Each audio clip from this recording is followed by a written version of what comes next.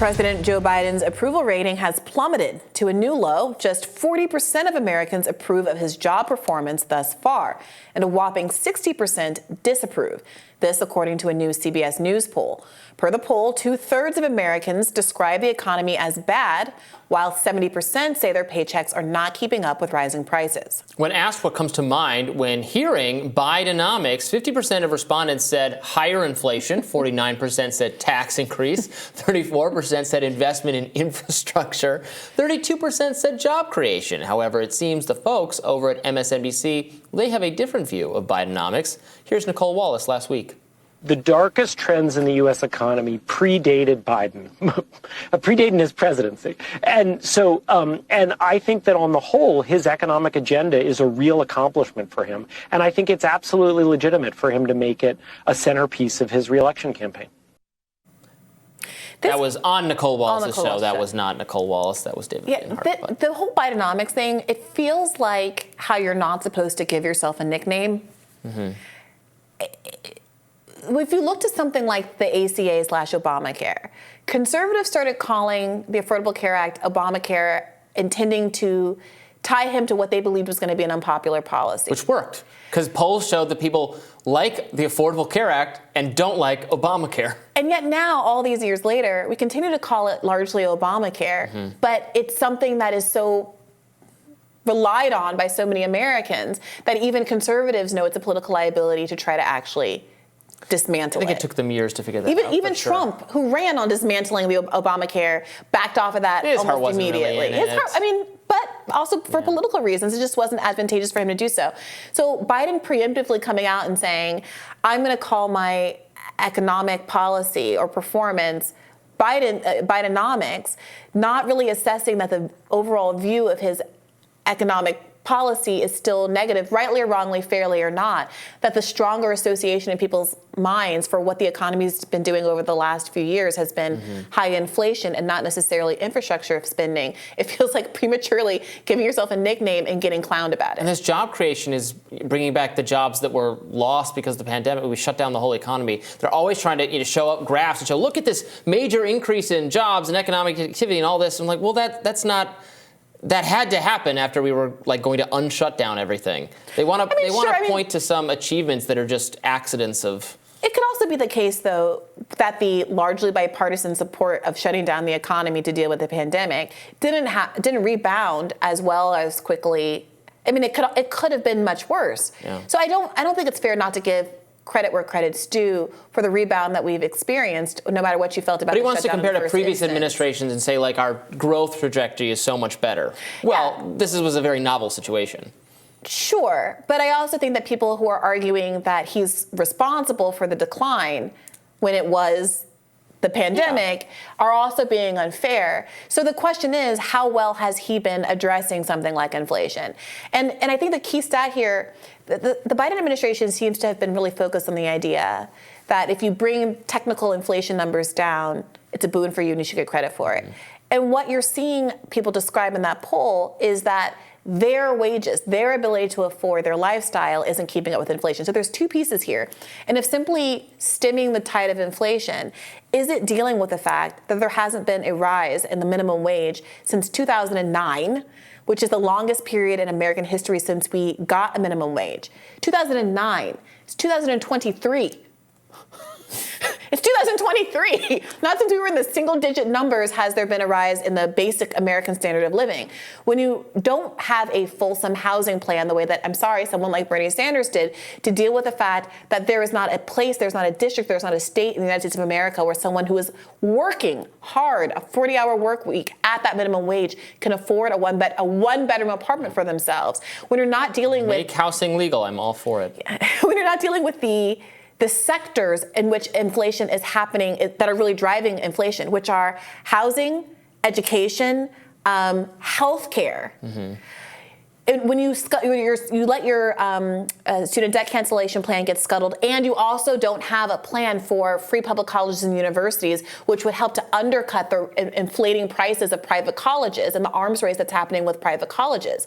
When you completely dropped having any conversation about a public option the second you got in office, not to mention a universal health care plan, the likes of which every other wealthy, similarly advanced country in the world has, then you're going to continue to have this gap between what people can afford and inflation, the rising prices. Inflation isn't a magical number in the sky. It's the rising cost of various goods and services, which are concentrated in certain industries like healthcare, education, housing, and I think the last one is maybe food. Food. Maybe that is the last one. Right. Well, some of what you're describing isn't. I mean, it's things getting more. I mean, education, housing, healthcare have just gotten more and more and more costly over time, but not due to a lack of government investment in those things. They're the most aggressively subsidized sectors there are. I would say it's not about government investment. I think it's about. I mean, okay, so look at it this way. The U.S. private industry has been enormously profitable during COVID at the same time that the American people have suffered. Mm-hmm. The first COVID relief bill was the largest upward transfer of wealth in American history. Yeah, so I opposed it. Corporations have made profits hand over foot at the same time that they got these PPP loans and laid off many of their employees, despite that being a contingent of them getting these loans in the first place. And so the American people suffered, but the profits in the profit sector did not. So what you're seeing is an increasingly productive country that is allotting increasingly disproportionate shares of those profits to the 1% as opposed to the people who actually worked hard to create those profits.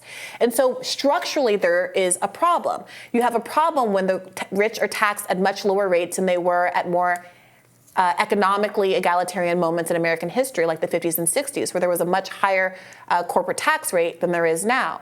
When you have government intervention that protects people from tax liability and which offers handouts to corporations because there's this idea of trickle-down economics that has persisted, that's how you get increasing inequality.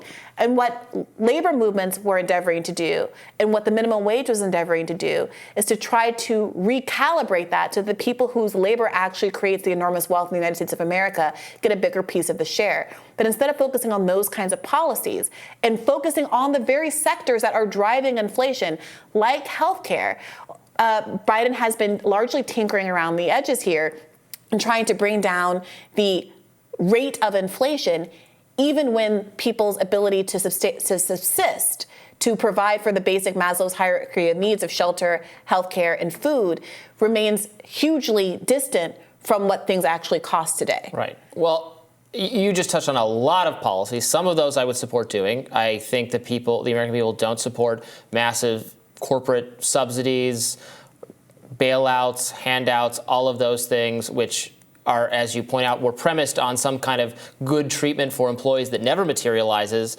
and is totally just theft from the taxpayers, a redistribution of wealth to the top. That we can all agree on ending.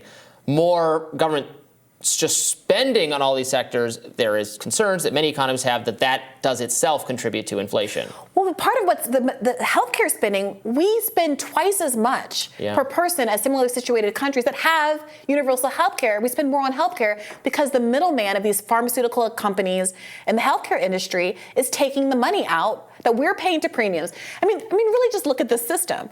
We're paying premiums that are similarly sized to what other people pay just straight in taxes. And when they pay that in taxes, they get guaranteed health care for life. There's no lapse in payment that can cause you not to get covered. There's no pre-existing condition. There's nothing that will ever prevent you from getting health care. We pay these premiums.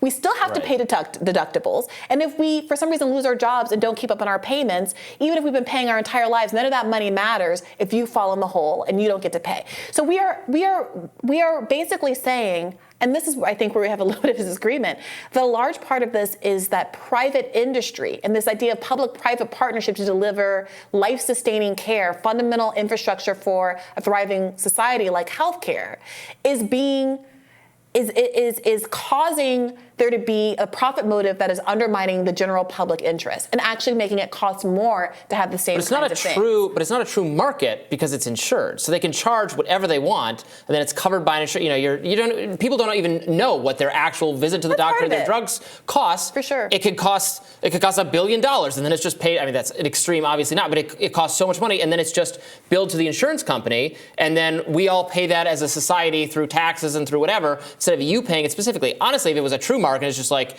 you have to pay this cost, then they wouldn't be able to necessarily charge those exorbitant prices, or they would, and only rich people would get it, which would be bad. We need a system that covers catastrophic health care.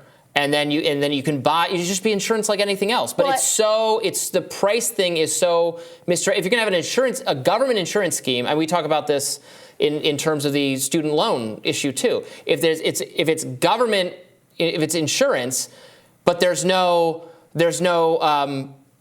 on the price side kind of resolution there, then again they could just charge whatever they want. It's covered by the government, and then other people pay it later. It's not a market or socialism. It's just a totally broken system. I do agree. It does feel like it's been designed in the exact worst way from everybody's perspective. Yeah. Well, it's designed the best way for the people, charging. Exactly. Because they can charge whatever they want, and some people pay. Exactly. And why is that? Right. I think that there is a direct relationship between the massive millions of dollars sums that are funneled into lobbying efforts from the healthcare industry to make sure that someone like Joe Biden doesn't pursue a public option. That's what got scuttled with Obamacare back in the early aughts.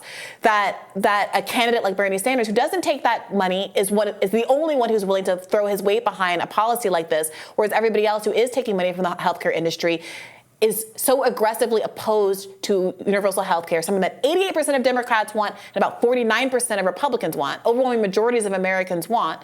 Joe Biden comes out during a presidential campaign and says, even if it passed the Senate, I would veto Medicare for all. Do you think that's just a moral position? If it is, those are some pretty corrupt morals. Or is it the position that you come to because you were the #1 recipient of health care donations in the context of the 2020 primary? Yeah. I don't know. I was thinking about this with, I had to take my dogs to the vet recently. I was thinking about the quality of medical care I get from my vet versus just like going to the doctor. It's 1,000 times better. It's also expensive because there's no insurance system. I just pay it. I just pay out of pocket. It costs a lot of money. But it's good. I get like same day appointments. I get actual time with the veterinarian. We talk about. It's not like a 5-minute check-in. Hey, see you. Like it's good, but I actually have to pay for it. Yeah, whereas the medical system, the care, we all agree, the care we get in this backwards ass system is terrible. I hear that, but I also hear there are people who obviously can't afford to pay even a little bit out of pocket. Kamala Harris came under fire recently for pointing out accurately that. A huge number of Americans back in the day during the campaign used to say 40%, I forget what it is now, but a huge portion of Americans can't afford a $400 emergency, whether it's for their dog or for themselves. And what does that mean for the Biden administration if you acknowledge that, let's say half of Americans or nearly half of Americans can't come up with $400 to save their life? What does that mean if you're going to then turn on student loan payments in the fall, and the average student loan payment is $500 a month? What are you saying? You're prepared to bankrupt all these Americans when, it's also worth noting that you can't actually disclaim student loan debt in bankruptcy. Thanks, Joe Biden. I definitely think you should be able to enter normal bankruptcy for student loans. I think that would be a good policy change, actually. All right, we will have more Rising right after this.